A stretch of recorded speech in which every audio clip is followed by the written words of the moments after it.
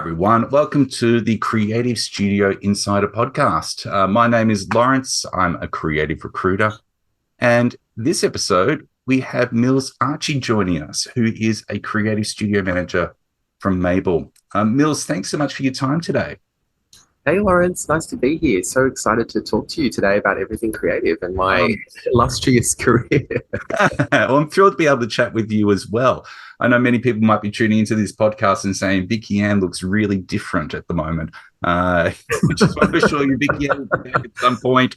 I'm just stepping in to help out because we had a great opportunity to chat with you, and we wanted to make sure we chatted with you as soon as possible. I guess as a starting point, just to explore a little bit of your background, can you perhaps share with myself and the viewers here what your background is and how you came to be a creative service manager? Well, the funny thing is actually, like next year, I would have been doing this for 20 years, which is really like a huge sort of concept to have been a creative 2 decades across so many years. But I suppose like for me, creativity has always been part of who I was, growing up. So my family and I immigrated to Australia in the mid 80s from Lebanon. And I suppose it was a bit of a culture change. So I don't remember very much of my childhood back home. But like when I came here, it was like we didn't know how to speak English and all of those sorts of things. So, just I guess assimilating into society and learning the general cues of how to live here as well. And I think, my parents were both school teachers, and they had to sort of change careers, etc. But throughout my high school education in general, I was like very just creatively inclined. And I honestly can't tell you where that actually came from. My mum's very creative. She's a tailor now, so she's a seamstress and she works with clothing and fashion and stuff like that. So I get a little bit of that from her. But I guess, and also, when you look back at your school years, I mean, I was also always known as the creative one in any group or class, and I somehow used to get teased a little bit too. Like when I do a school project, and I'd go to that little bit of extra effort to make it look nice, and it's like, there's Mils again with his glitter and all that glitter on everything. And then, finishing high school, I wanted to pursue a creative career, but I guess coming from my background and my family, like they're always so risk averse to sort of things like that. And they always just say, creativity is something that's just a hobby. You just do that on the side. You can never really, make anything of it financially. And I guess I kind of got pushed down a different path, and I actually studied media, and I think my intention was to become a journalist perhaps, and I did that for a year, and then secretly behind my mum's back I went and applied for design school at the College of Fine Arts, and I got accepted, and I put my foot down. It's like, Mum, this is what I'm doing. This is my calling. This is my life. I have to be creative. And like I said, 20 years later, I've found a way to turn my creativity into something commercial and something that I can earn a living off. That isn't just a hobby. It is who I am, and it's what I do for a living. I often say to people that, working in the creative industry is not a job, it's a calling. It's so much more than just how you earn your money. It's part of your identity. It's part of who you are. I can see looking over your career that, you were a creative director, an art director. You've worn lots of different titles over time before coming to be a creative service manager.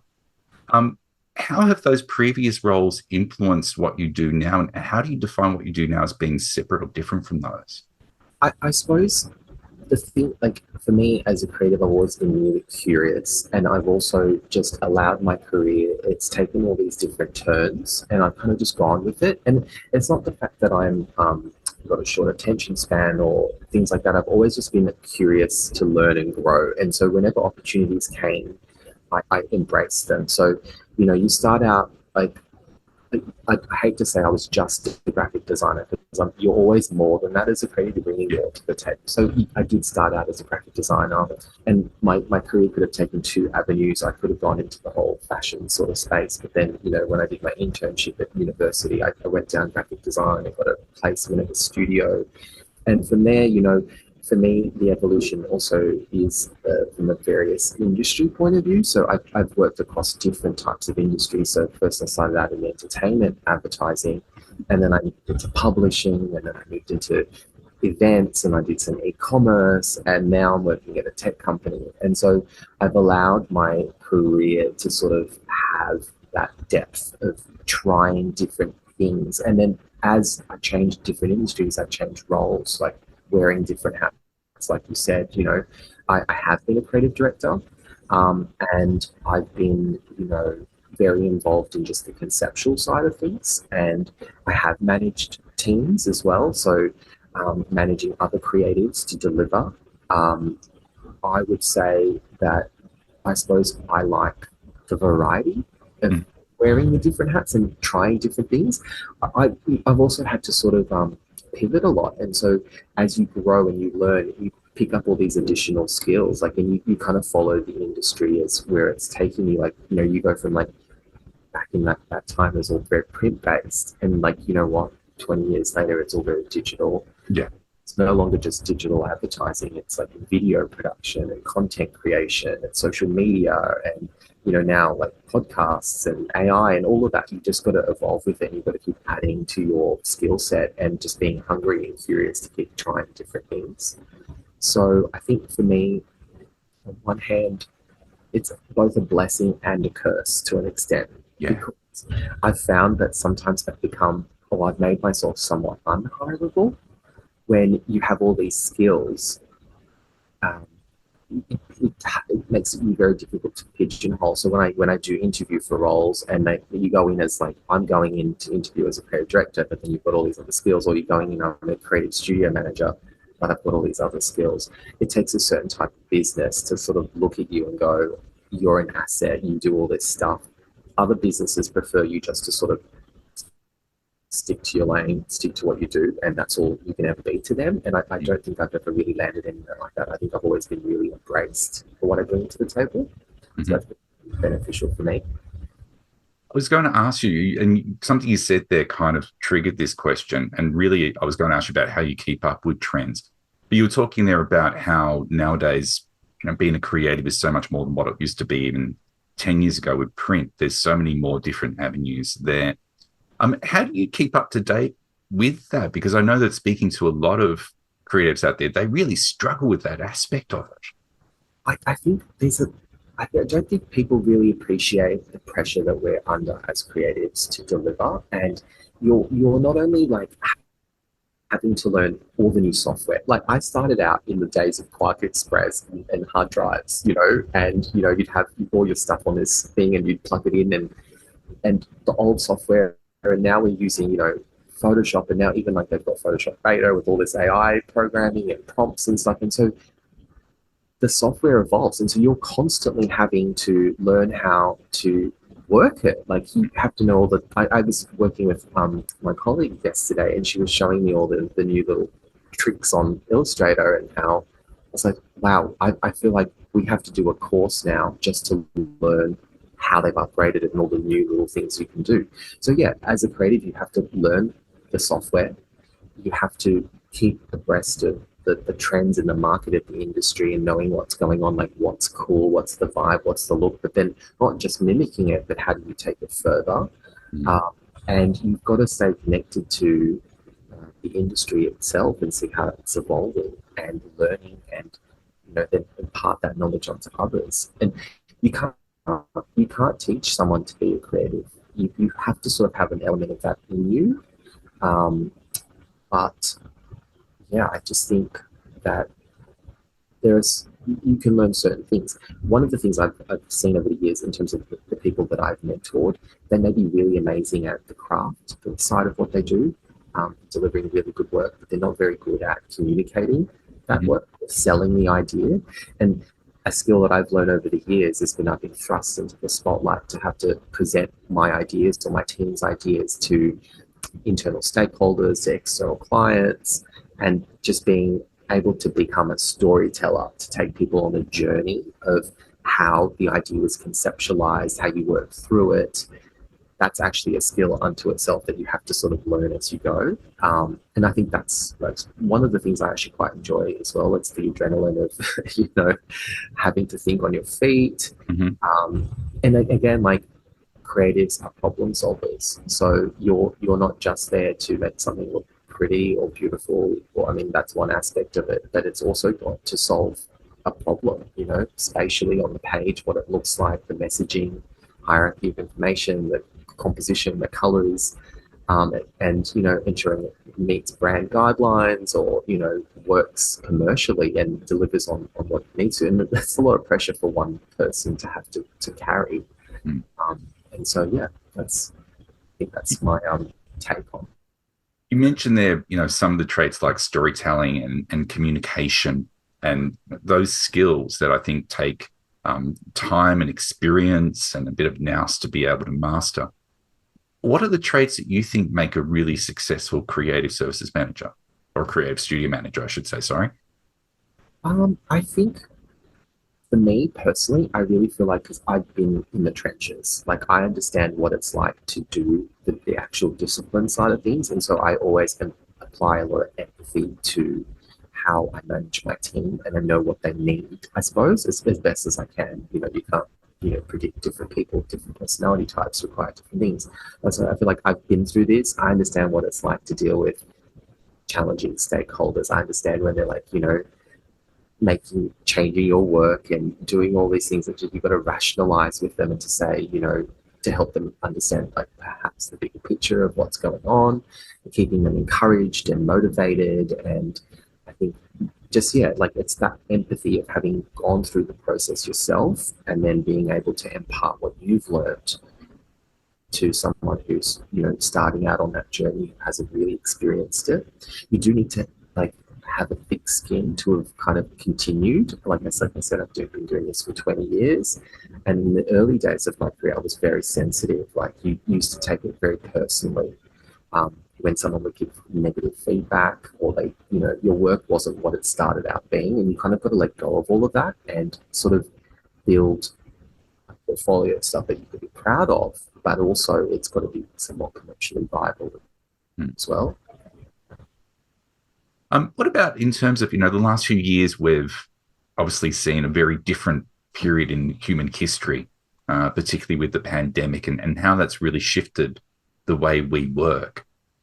What's your experience been there, particularly in terms of remote and hybrid and offsite working? Has that really changed how you do your job much?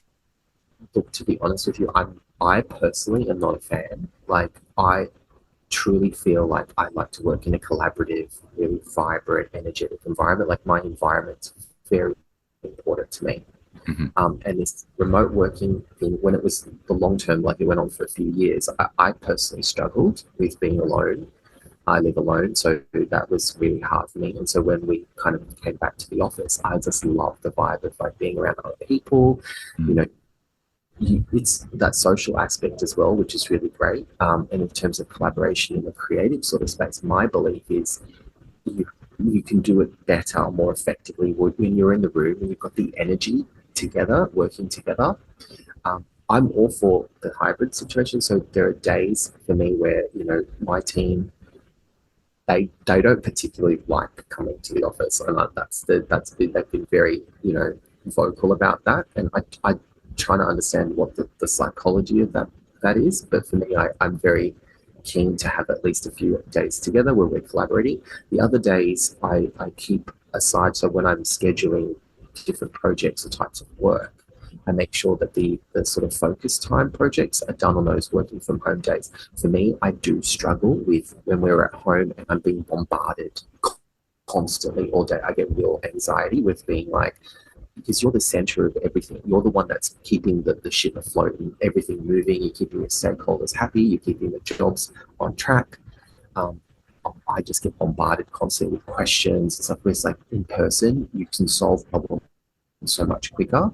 So this is why I pivoted to sort of making those work from home days more focused days for everyone, so they can get their work done and there's not as many questions or feedback required. It does feel a little siloed, but at the end of the day, that's my way of coping, I suppose, with that situation. Yeah. Yeah. We may have touched on some of this before, particularly in terms of the pandemic, and we touched on AI before. But what do you see as being some of the biggest challenges for creative studio managers in 2023? Um, I don't know. Like, I think AI is still fairly new. Yeah, Um, it's to me personally, it's kind of a little scary. yeah, I went to a workshop the other day with Adobe where they were showcasing their new Firefly, I think that's what it's called. And I was like, oh, at first you're like, oh wow, that's incredible, that's amazing. But then at the same time, you're like, oh, is this going to make me redundant one day? Like, so you sort of like it's that straddling that fine line of being excited and using it to help you, you'll improve your work or the way you work. But then you're sort of like, oh, am I going to be still, a graphic designer, a creative person 20 more years from now before I retire? Like, is that how long can you keep your career going? So on that's one hand, but if you don't adopt it, you don't start working with it, you're going to be left behind. So yeah. you're like stuck in this really difficult situation. The So seesaw. Yeah, yeah, it's a catch 22. So it's like, I do still strongly believe that creative thinking and the human aspect is always going to be really important. mm, Sure, we can use AI to make sort of processes and things a little bit quicker and easier, like especially when it comes to retouching, you can highlight an area now and fill in the photo, missing bits of the photo. I think that's a really great sort of asset. But I still do feel like, you've got to have that human aspect to everything we do. Yeah. yeah. Where do you see the role then of creative studio manager going over the next few years? Do you see it being, dare I say, business as usual, for want of a better phrase, or do you see it evolving because of the different kind of new introductions of technology that are coming through now? Well, I feel like at the end of the day, there's a lot of people in our industry, like when you work in a cross-functional department and in the marketing team, etc., there's a lot of people who just focus on that side. And so they're reliant on you to implement the stuff. So you're always still very important. Like you will still need a studio manager to traffic the work and keep everything on schedule and, delivered to an exceptional quality. So I do feel like there's still a role for us in that sense. But at the other side of it, I also feel like, it depends on what the business kind of wants and needs. I don't know. Like, I think certain businesses are sort of outsourcing and streamlining and cutting back. And I mean, yeah, I can't really say what's going to happen. Um, all I know is like I feel like I've landed in a really good place. I mean, I came to Mable, and we can touch a little bit about what Mable does, but like I came here where they didn't really have a creative studio function. Mm-hmm. They had, a creative team previously, but they'd never really set anything up. So for me, this business clearly saw that there was a need for that. And, the last year I've been here has been like a huge shift in the way creative is seen by the business. So yeah, it's been good. It must be an incredibly rewarding role to be able to go into and to be able to make your mark in that regards. When you did come in and walking into a role that's so brand new and setting up so many things, what was your immediate focus in terms of what you needed to set up? What was the priority there? Well, the first thing was there was like no real there was a briefing system, but it wasn't very good. Mm-hmm. And I suppose, the jobs weren't being tracked, they weren't being numbered, there was no like scheduling. We had a lot of, stakeholders who were like waiting for a long time to get stuff back. So I think it's with me, I've always been like super creative, but I've also been very functional and practical in the way I do things. So I understand what a creative needs, how much time they need to do a project, but I also, know how to manage stakeholders and create systems and processes to make that very easy.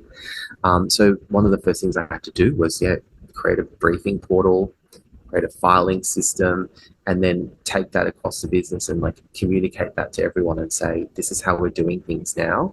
And I only found out recently that everyone really loved it. No one really told me. No one came back to me and actually specifically said, oh, well done. Like when they were asked, from a business point of view, like, what is one of the best systems and processes in practice? Oh, they're like Mils's creative services, studio process. I'm like, oh, thanks, guys. So I didn't really know it had worked, but like, I mean, you can see the proof is in the pudding when things become more efficient. And we're working so, we recently launched a brand campaign, and had those systems not been in place, it would have not run as like smoothly or efficiently as it did. So I take that. I'm really proud of having done that. And you need your team as well to support it. You need your team to sort of go, yeah, we understand why you're doing this. This is going to help us too. So let's get on board. Even some of my team still don't file things correctly, but that's still a work in progress. Yeah. How do you continue to manage and mentor and inspire and share the vision of creativity with your team? Is there any particular tips and tricks that you can offer us around that? Um, I think, well, just before that point, I suppose when I did come here, I had to sort of build the team as well. So I had to hire some people. And I think for me, it's really important to have a team around you that sort of shares your vision at first and foremost. Mhm. And so when I am recruiting, one of the things I really look for, I mean, you can learn skills. You can, like I said, you can't learn how to be creative, but you can learn how to use the software. That's one thing. But one thing that I hire on is, I guess, and it's probably a little controversial, I hire based on personality and the enthusiasm to want to learn. I think that's one of the criterias, that I hire on. So if you're someone I want to work with, if you've got like great energy, a great vibe, positive outlook, then I can teach you the rest. Like I can show you how to conceptualize. I can show you how to put your concept together or your story together to then pass that back. So that was one of the first things I did was recruiting a team that shared my vision. And in terms of keeping that team motivated and inspired, I think I'm really affected by my environment. So for me, I create an environment that is collaborative and, open to discussion, debate, challenging ideas. And the thing is with my team, we're multidisciplined as well. So we've got videographer, we've got writers, we've got a graphic designer. So you're all working cross-functionally. So, it's passing the job around to different people for each of them to add their own element to it. That's really, it's not just like we're not all just doing graphic design and that's that. So you have to work together and you all have to bring your special magic to each project. And for me, I like to create a really fun, positive, light-hearted environment. We socialize, we, work really well as a team because we actually get along really well. I think that's really important. Um, what about people out there who have ambitions to become a creative studio manager themselves? What advice would you offer them, or even if you can go back to the very start of your career, what advice would you offer yourself back then at the start? I think you're going to want to be able to understand people. I think it's really challenging. Like people are non stagnant in their emotions and their feelings and their needs. Like they're always changing. So you're gonna have to actually be able to sort of adjust yourself to. You do have to kind of give of yourself on a daily basis. Some days you're not in the mood like to deal with certain things, and so you have to sort of put the team and their needs ahead of your own sometimes as well. And you've got to kind of have this. I have this very kind of protective aspect. So when I'm running a creative studio, you have to have a little bit of front in you to sort of push back on certain things. You are the face between your team and the other members of the business as well. So you have to sort of have those difficult conversations sometimes, and yeah, you've got to really have your team's back. I think that's a really important quality and something that you need to sort of want to do, is to be that sort of the face of your team and the one that sort of protects your team, supports your team, helps your team grow. Yeah, stuff like that. I guess one last question for you. What inspires you? What do you find really helps to refuel and recharge your creativity? I think I just like to immerse myself in lots of different experiences. Like I like going to those activations, whether it's like festivals and stuff, and they have like those touring shows that come to town, and I just like to go and experience various uh, cultural things. I think that's really a great way to stay connected to the creative industry. Mhm.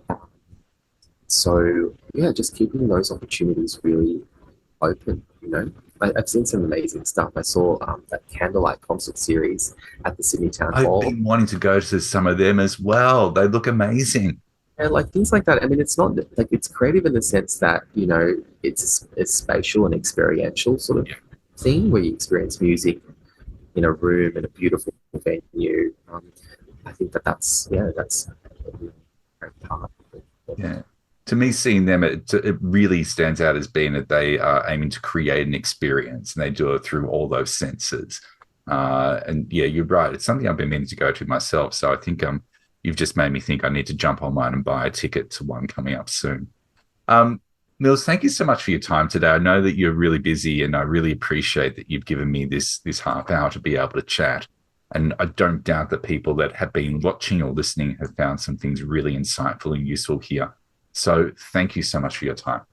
It was an absolute pleasure. I really enjoyed it. Thank you, Lawrence. No problem. Thank you everyone for watching. I don't know if I'll be back next or if someone else from Creative Recruiters might be, but I'm sure we'll see you all next time. In the meantime, take care.